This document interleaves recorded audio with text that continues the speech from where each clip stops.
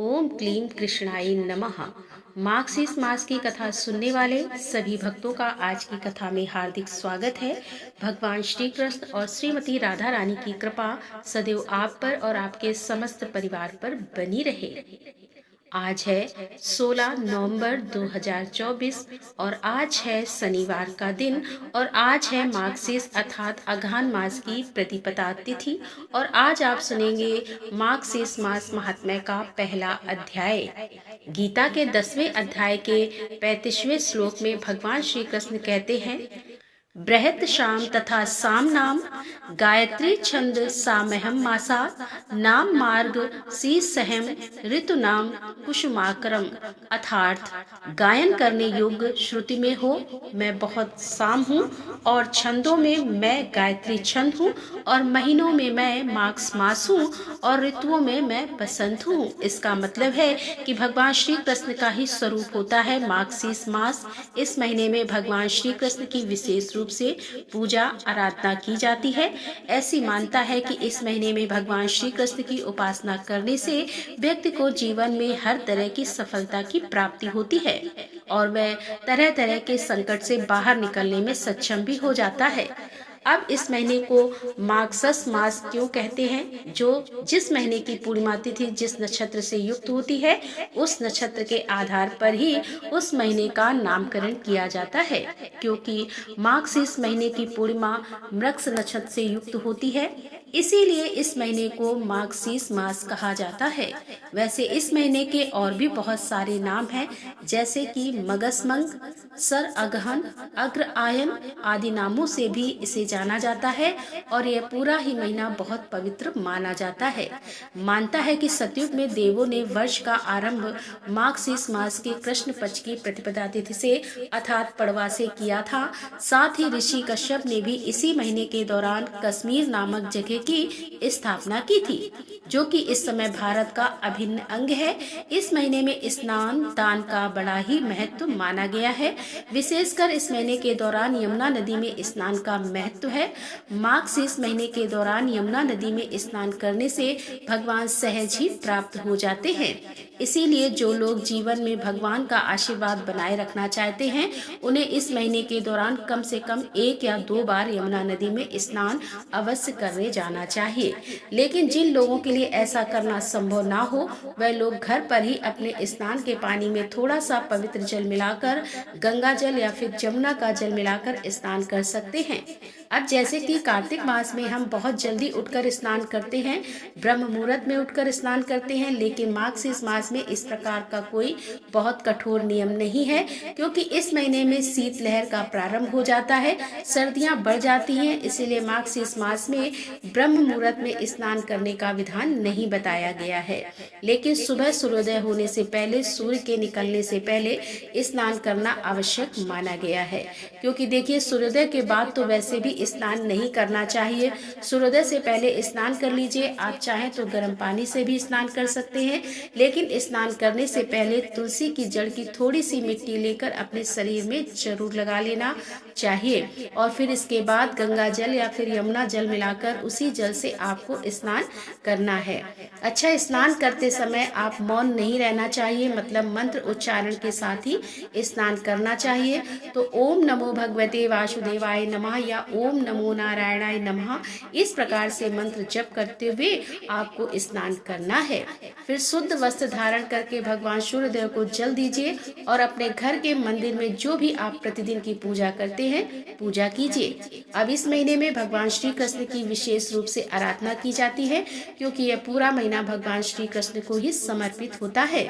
तो आपके घर में भगवान श्री कृष्ण का जो भी स्वरूप हो उनकी आराधना करनी चाहिए। घर में लड्डू गोपाल जी हो या भगवान श्री कृष्ण किसी भी स्वरूप में आपके घर में हो तो माखन मिश्री का भोग इस पूरे महीने में जरूर लगाना चाहिए।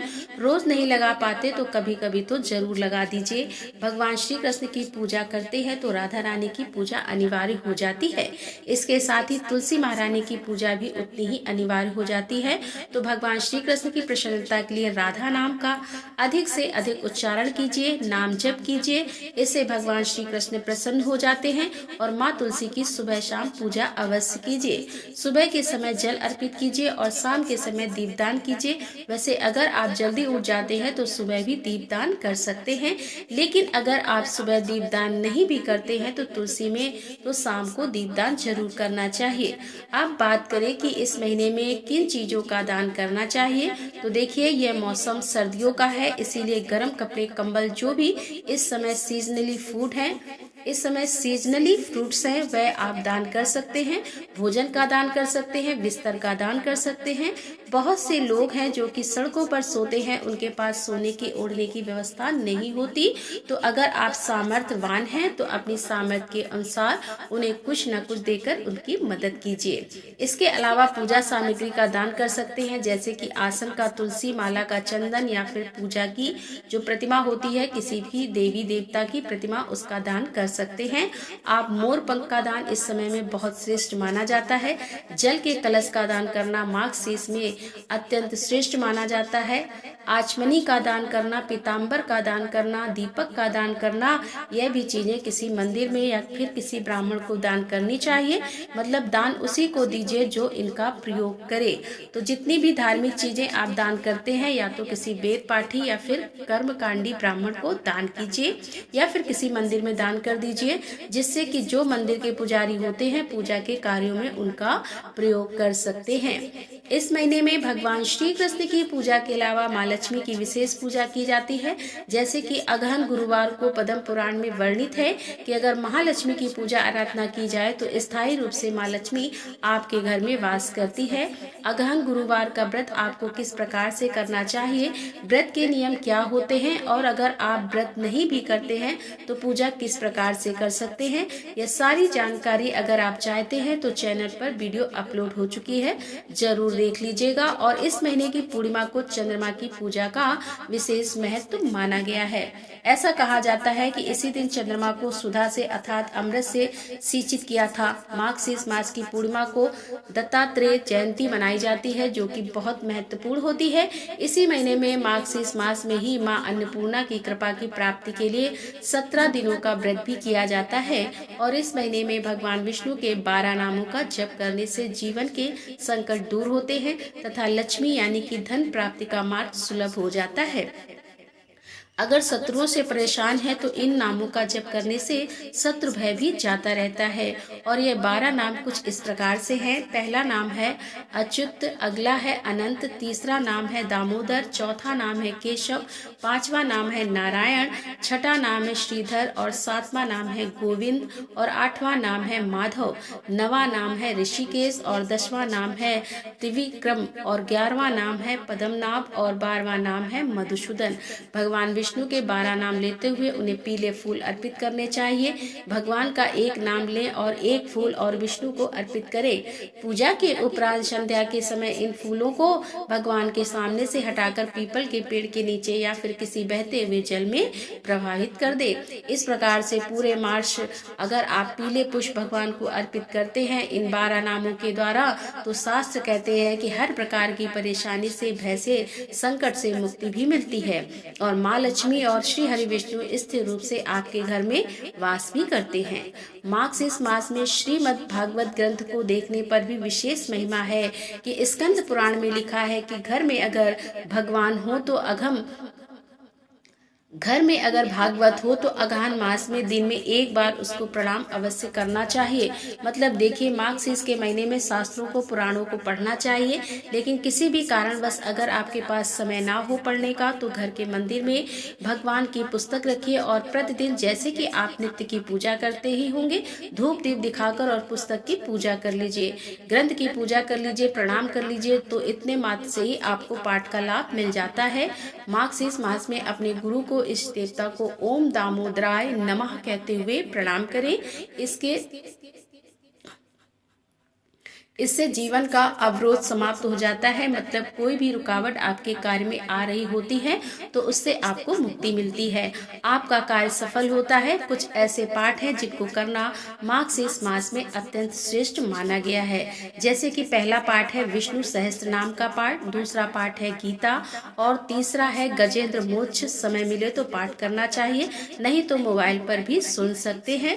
पुस्तकें अगर आपके घर में है, ग्रंथ अगर आपके घर में है तो घर के मंदिर में रखकर प्रतिदिन धूप दीप दिखाकर पूजा अवश्य कीजिए, इतने से भी आपको लाभ मिलेगा। मार्गशीर्ष मास के दक्षिणावर्ती शंख की पूजा का विशेष महत्व माना गया है।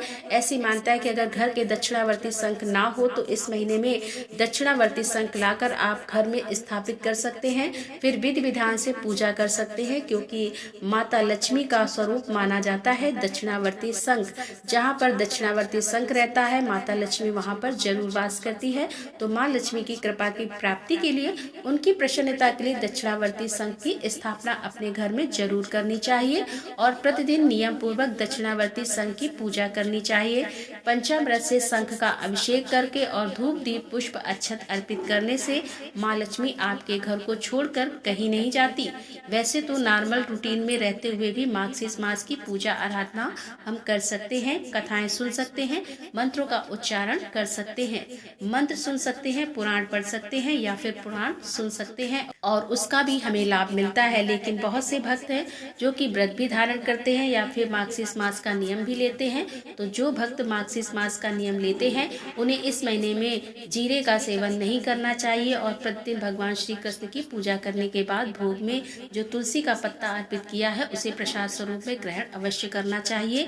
मार्गशीर्ष महीने में मथुरा वास करने का बहुत अधिक महत्व माना गया है, मतलब मथुरा में जाकर अगर कोई भी व्यक्ति पूरे महीने में रहता है तो अत्यंत ही श्रेष्ठ माना जाता है। अगर पूरे महीने नहीं भी रह पाते तो अगर आप जा पाते हैं तो एक रात भी अगर वहां पर रह जाते हैं तो भी इसे मथुरा वास के समान ही माना जाता है। और जो भक्त मथुरा नहीं जा पाते तो वो घर के आसपास कोई भी तीर्थ स्थलों में जाना इस महीने में सबसे श्रेष्ठ माना जाता है। तो अपनी सुविधा के अनुसार अगर आसपास कोई भी पवित्र स्थल हो तो वहां जरूर जाना चाहिए। कोई पवित्र नदी हो, कोई सरोवर हो तो वहां पर स्नान भी कम से कम महीने में 1 या 2 बार जरूर कर लेना चाहिए। मार्गशीर्ष मास के प्रथम अध्याय में आपने सुना कि इस महीने का महत्व क्या होता है, पूजा विधि क्या होती है और किन देवी देवताओं की पूजा करनी चाहिए, व्रत और त्योहार कौन से होते हैं और किस नियम का पालन हमें इस महीने करना चाहिए। और इसके आगे का अध्याय आप कल की कथा में सुनेंगे। इस महीने में सबसे महत्वपूर्ण होता है कान्हा जी की पूजा करना, कान्हा जी की कथा करना और कान्हा जी की भक्ति करना। तो अब आप सुनेंगे कान्हा जी की कहानी और कृष्ण की विशेष कृपा की प्राप्ति के लिए राधा कृष्ण कटाक्ष श्रुत तो कान्हा जी की कहानी। यूँ तो भगवान श्री कृष्ण के कई नाम भी हैं और कई रूप भी हैं। कान्हा जी के भक्त अलग अलग स्वरूपों में भगवान श्री कृष्ण की पूजा आराधना करते हैं, उनसे प्रेम करते हैं। कोई श्याम कहता है तो कोई मोहन कहता है, कोई गिरधर कहता है तो कोई बंसीधर कहता है, कोई कान्हा कहता है और कोई कहता है ठाकुर जी। इस प्रकार से भगवान के भक्त उन्हें अलग अलग स्वरूपों से पुकारते हैं, प्रेम करते हैं, उनकी सेवा करते हैं। इन सभी नामों में एक नाम है जो बहुत अधिक प्रसिद्ध है, वह है लड्डू गोपाल। और भगवान श्री कृष्ण का यह जो लड्डू गोपाल का स्वरूप है और यह जो नाम है यह किसी के लिए भी अपरिचित नहीं है। कान्हा जी के भक्तों के घर में कान्हा जी इसी स्वरूप में ज्यादातर विराजमान रहते हैं। पर क्या आप जानते हैं कि भगवान कृष्ण का नाम लड्डू गोपाल कैसे पड़ा और क्यों पड़ा? चलिए आज की कथा में हम यह जानने का प्रयास करते हैं कि भगवान कृष्ण को लड्डू गोपाल कब से कहा जाने लगा और कैसे उनको यह नाम मिला। दरअसल यह कथा ब्रजभूमि की। ब्रजभूमि में भगवान श्री कृष्ण के एक परम भक्त रहा करते थे, उनका नाम था कुंभन दास। कुंभन दास का एक पुत्र था रघुनंदन। कुंभन दास हर समय प्रभु श्री कृष्ण की भक्ति में लीन रहा करता था और पूरे नियम से भगवान श्री कृष्ण की सेवा किया करते थे। वे उन्हें छोड़कर कहीं नहीं जाते थे ताकि उनकी सेवा में कोई विघ्न ना हो। एक दिन वृंदावन से उनके लिए भागवत कथा करने का न्योता आया। पहले तो उन्होंने मना कर दिया, लेकिन लोगों के जोर देने पे घर में कथा के लिए जाने को तैयार हो गए। उन्होंने सोचा कि भगवान की सेवा की तैयारी करके वे रोजाना कथा करके वापस लौट आएंगे, जिससे कि भगवान का सेवा नियम भी नहीं छूटेगा। उन्होंने अपने पुत्र को समझा दिया कि वे भोग तैयार कर चुके हैं, तुम्हें बस समय पर ठाकुर जी को भोग लगा देना है। कुंभन दास ने अपने पुत्र रघुनंदन को समझाया और वहां से प्रस्थान कर दिए। अब जैसा उन्होंने कहा था रघुनंदन ने बिल्कुल वैसा ही किया। रघुनंदन ने भोजन की थाली ठाकुर जी के सामने रखी और सरल मन से आग्रह किया कि ठाकुर जी आ जाओ और भोग लगाओ। उसके बाल मन में यह छवि थी कि वे आकर अपने हाथों से ही भोजन करेंगे जैसे हम सभी करते हैं। उसने बार बार ठाकुर जी से आग्रह किया, लेकिन भोजन तो वैसे का वैसा ही रखा था। अब रघुनंदन उदास हो गया। उसने रोते हुए पुकारा, ठाकुर जी आ जाओ और भोग लगा लो। ठाकुर जी ने एक बार बोलने पर जब भोग नहीं लगाया तो रघुनंदन और तेज से रोने लगा और जोर जोर से रोते हुए भगवान को आवाज देने लगा, ठाकुर जी आ जाओ भोग लगा लो, ठाकुर जी आ जाओ भोग लगा लो।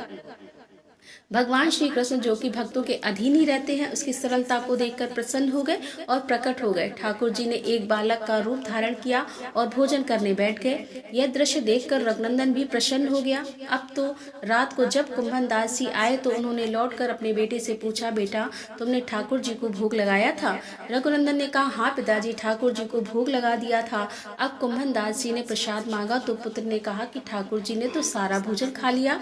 कुंभन दास जी ने सोचा कि बच्चे को भूख लगी होगी तो सारा भोजन इसने ही खा लिया होगा, लेकिन अब तो यह रोज का नियम सही हो गया था कि कुंभन दास जी रोज भोजन की थाली लगाकर जाते और रघुनंदन ठाकुर जी के भोग लगाते, और जब वे वापस आकर प्रसाद मांगते तो एक ही जवाब मिलता कि ठाकुर जी ने सारा भोजन खा लिया।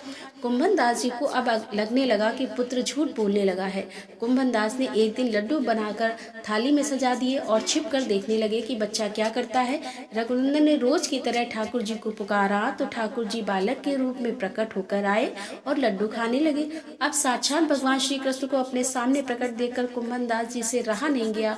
वे दौड़ते हुए आए और प्रभु के चरणों में गिरकर विनती करने लगे। उस समय ठाकुर जी के एक हाथ में लड्डू था और दूसरे हाथ वाला लड्डू मुख में जाने को ही था कि वे जड़ हो गए। इसके बाद से ही उनकी इसी रूप में पूजा की जाती है और वे लड्डू गोपाल कहलाने लगे। प्रेम से बोलिए हम सबके प्यारे श्री लड्डू गोपाल जी की जय। श्री राधा रानी की जय। तो दोस्तों, ये थी आज की वीडियो। यदि कथा पसंद आई हो तो वीडियो को लाइक कर दें, शेयर कर दें, और हमारे चैनल पर यदि आप पहली बार आ रहे हैं तो कृपया हमारे चैनल को सब्सक्राइब कर लें। बेल आइकन की बटन को प्रेस करें जिससे आने वाली नोटिफिकेशन आपको सही समय पर प्राप्त होती रहे। तो मिलते हैं अगले वीडियो के साथ। तब तक के लिए राधे राधे, जय श्री कृष्णा, हर हर महादेव, जय भोलेनाथ।